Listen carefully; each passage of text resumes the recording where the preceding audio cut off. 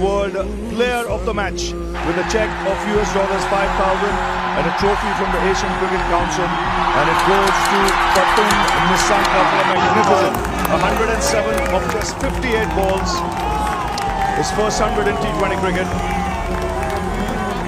and a strike rate of 184.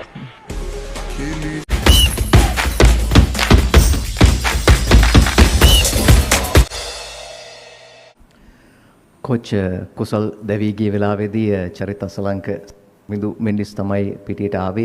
ඒ වෙලාවේදී මොකද්ද plan එක උනේ? මොකද චරිත එච්චරම ෆෝම් එකේ හිටියේ නැහැ. අපි ඒ වෙලාවේ රන් රේට් එකේ සෑහෙන උඩින් හිටියේ.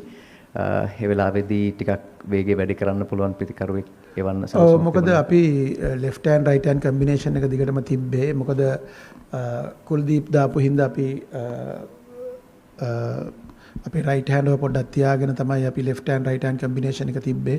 මොකද අපි ඔක්කොම pads දාලා ඔක්කොම prepare වෙලා හිටියේ. මොකද අපි ජනිත් හිටියා, දසුන් හිටියා, මොකද වනිදු හිටියා, අපි එක වෙලාවක් වනිදු යවන්න හිටියා.